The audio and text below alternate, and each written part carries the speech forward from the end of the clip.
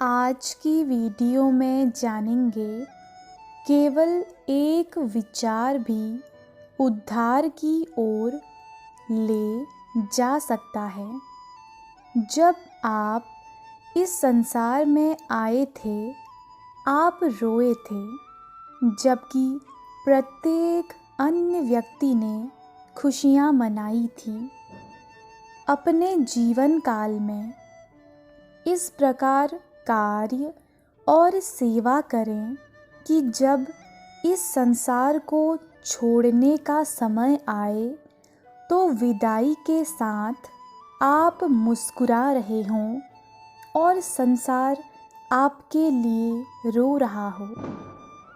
इस विचार को स्मरण रखें तो आप सदा अपने से पहले दूसरों के विषय में सोचना याद रखेंगे।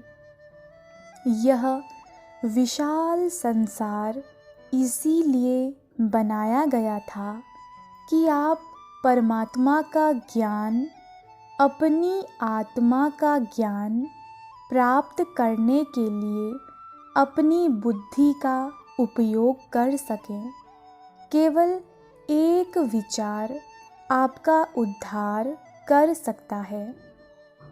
आपको पता ही नहीं है कि कितने प्रभावशाली ढंग से आकाश में आपके विचार कार्य करते हैं।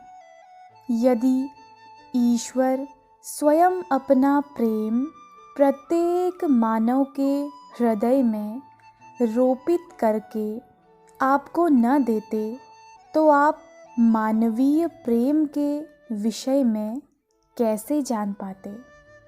और चूँकि ईश्वर इतने दयालु और प्रिय हैं, इसीलिए वे आपकी खोज का लक्ष्य होने चाहिए। वे स्वयं को आपके ऊपर थोपना नहीं चाहते, परंतु आपके शरीर की रहस्यपूर्ण कार्य प्रणाली, प्रभु द्वारा आपको दी गई बुद्धि और जीवन में प्रत्येक अन्य चमत्कार ईश्वर को खोजने का निर्णय लेने के लिए पर्याप्त रूप से प्रेरणादायक होने चाहिए। प्रत्येक मानव का उद्धार हो सकता है यदि वह प्रयत्न करे। आपको प्रयत्न अवश्य करना चाहिए। जब मैंने इस पथ पर चलना आरंभ किया था, मेरा जीवन प्रायः अव्यवस्थित था, परंतु जैसे जैसे मैं प्रयत्न करता गया, मेरे लिए घटनाएं अद्भुत रूप से स्पष्ट होती गई।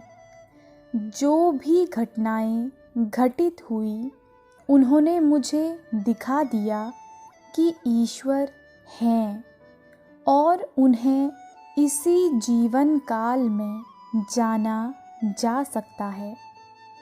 जब आप ईश्वर को प्राप्त कर लेते हैं तो कितनी अधिक आश्वस्तता और निडरता आपको मिल जाएगी।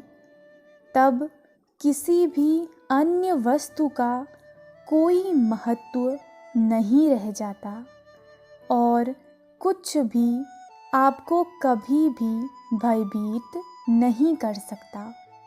इसी प्रकार भगवान कृष्ण ने अर्जुन को जीवन के युद्ध का निर्भयता से सामना करने और आध्यात्मिक रूप से विजयी होने का उपदेश दिया। नपुंसकता के सामने आत्मसमर्पण मत कर, यह तेरे लिए उचित नहीं है।